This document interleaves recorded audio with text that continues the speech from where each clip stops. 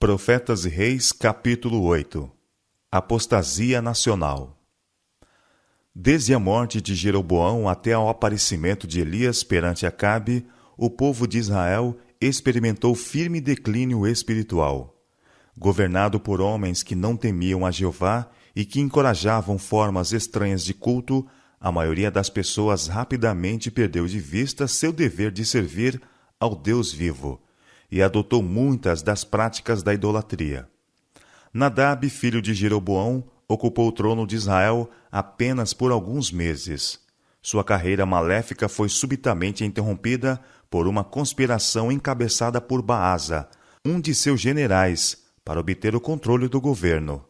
Nadab foi morto, com toda a sua descendência na linhagem da sucessão, conforme a palavra do Senhor que dissera pelo ministério de seu servo, Aias, o Silonita, por causa dos pecados de Jeroboão, o qual pecou e fez pecar a Israel. 1 Reis, capítulo 15, versos 29 e 30. Assim pereceu a casa de Jeroboão. O culto idolátrico introduzido por ele tinha levado sobre os culpados ofensores os juízos retributivos do céu. E não obstante, os reis que se seguiram, Baasa, Elá, Zinri e Onri, durante o período de aproximadamente 40 anos, continuaram no mesmo curso fatal da perversidade. Durante a maior parte deste período de apostasia em Israel, Asa reinava no reino de Judá. Por muitos anos, Asa fez o que era bom e reto aos olhos do Senhor seu Deus, porque tirou os altares dos deuses estranhos e os altos, e quebrou as estátuas, e cortou os bosques. E mandou a Judá que buscassem ao Senhor Deus de seus pais, e que observassem a lei e o mandamento. Também tirou de todas as cidades de Judá os altos e as imagens do sol, e o reino esteve quieto diante dele. 2 Crônicas, capítulo 14, versos 2 a 5. A fé de Asa foi posta em severa prova quando Zerá, o etíope, saiu contra eles com um exército de milhares e 300 carros, e invadiu o reino. Nesta crise, Asa não pôs sua confiança nas cidades fortes em Judá, que ele havia construído, com muros e torres, portas e ferrolhos, nem nos varões valentes de seu exército cuidadosamente treinado. A confiança do rei estava em Jeová dos exércitos, em cujo nome maravilhosos livramentos tinham sido operados em favor do Israel do passado. Pondo suas forças no campo de batalha, ele procurou o auxílio de Deus. Os exércitos inimigos estavam agora frente a frente. Este era um tempo de prova para os que serviam ao Senhor. Fora confessado cada pecado? Tinham os homens de Judá plena confiança no poder de Deus para livrar? Tais eram os pensamentos que ocupavam a mente dos líderes. De todo ponto de vista humano, o vasto exército do Egito varreria tudo que se lhe antepusesse. Mas no tempo de paz, Asa não se havia entregue a divertimentos e prazeres. Ele estivera se preparando para qualquer emergência. Tinha um exército preparado para o conflito.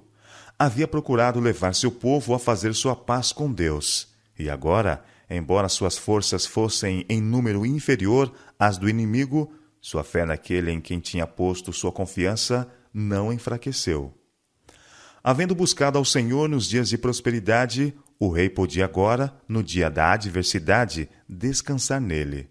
Suas petições mostravam que ele não era estranho ao maravilhoso poder de Deus. Nada para ti é ajudar, suplicou ele. Quero poderoso, quero de nenhuma força. Ajuda-nos, pois, Senhor nosso Deus, porque em ti confiamos, e no teu nome viemos contra esta multidão. Senhor, tu és o nosso Deus, não prevaleça contra ti o homem. 2 Crônicas, capítulo 14, verso 11. A oração de Asa é dessas que cada cristão fiel pode apropriadamente oferecer. Estamos empenhados numa guerra, não contra a carne e o sangue, mas sim contra os principados e as potestades, e contra as maldades espirituais nos lugares celestiais.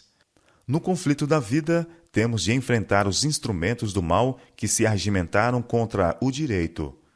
Nossa esperança não está no homem, mas no Deus vivo. Com plena certeza de fé, podemos esperar que Ele unirá sua onipotência aos esforços de instrumentalidades humanas para a glória de seu nome.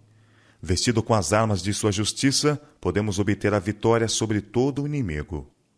A fé do rei Asa foi assinaladamente recompensada, e o Senhor feriu os etíopes diante de Asa e diante de Judá, e fugiram os etíopes. E Asa e o povo que estava com ele os perseguiram até Gerar, e caíram tantos dos etíopes que já não havia neles vigor algum, porque foram quebrantados diante do Senhor e diante do seu exército. 2 Crônicas, capítulo 14, versos 12 e 13. Ao retornarem os exércitos de Judá e Benjamim a Jerusalém, veio o Espírito de Deus sobre Azarias, filho de Obede, e saiu ao encontro de Asa, e disse-lhe: Ouve-me, Asa, e todo Judá e Benjamim.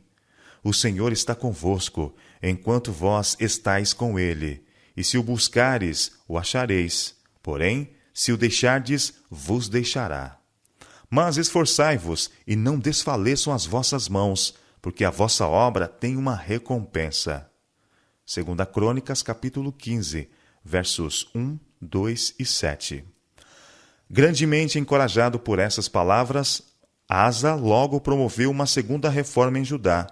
Ele esforçou-se e tirou as abominações de toda a terra de Judá e de Benjamim, como também das cidades que tomara nas montanhas de Efraim, e renovou o altar do Senhor, que estava diante do pórtico do Senhor.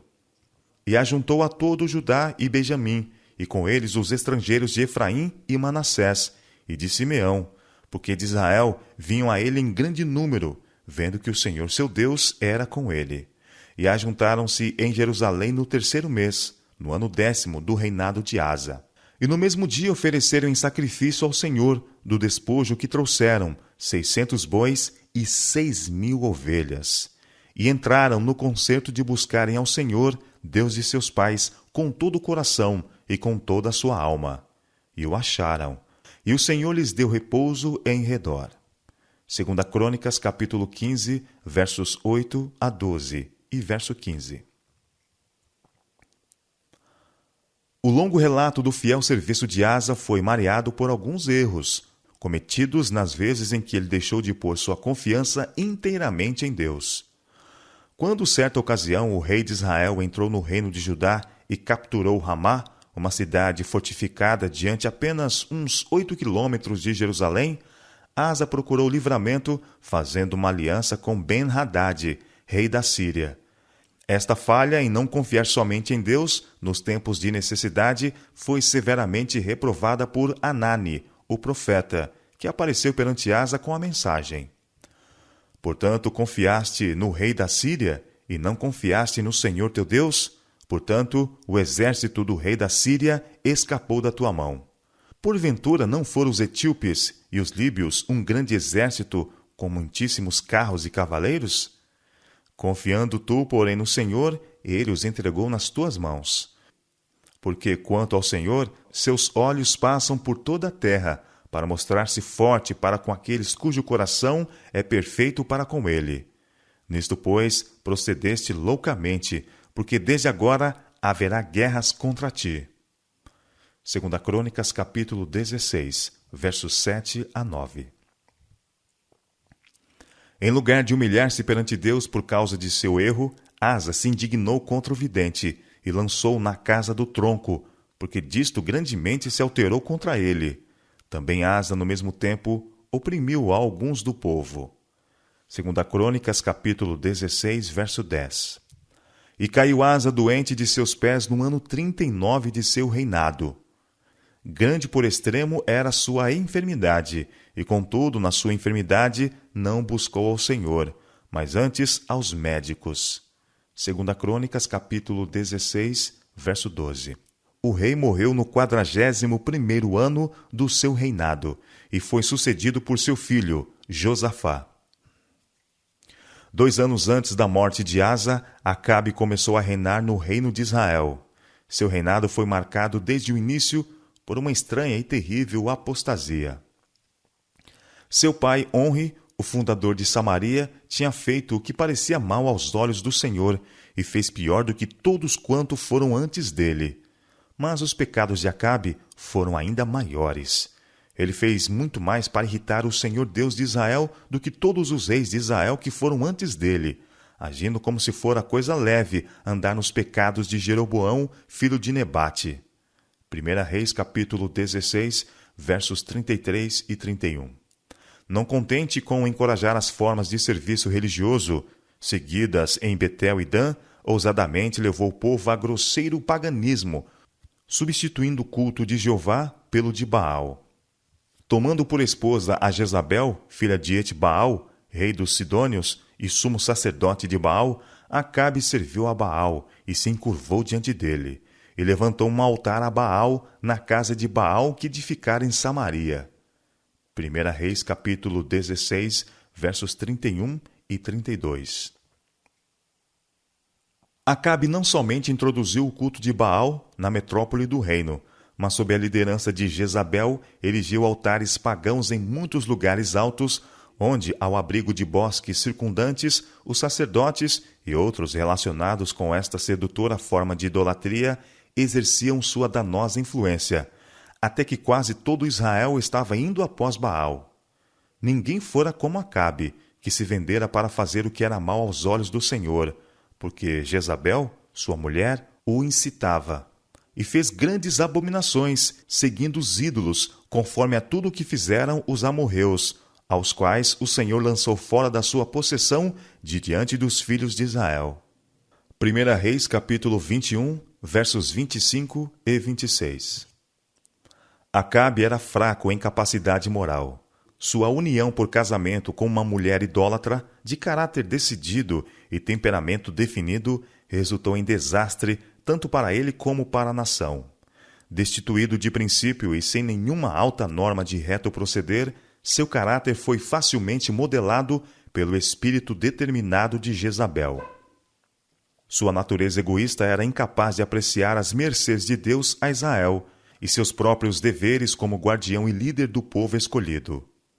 Sob a danosa influência do reinado de Acabe, Israel afastou-se do Deus vivo e corrompeu seus caminhos perante ele. Por muitos anos tinham estado a perder o senso de reverência e piedoso temor. E agora parecia não haver ninguém que ousasse expor a vida, colocando-se abertamente em oposição à predominante blasfêmia. A escura sombra da apostasia cobria toda a terra.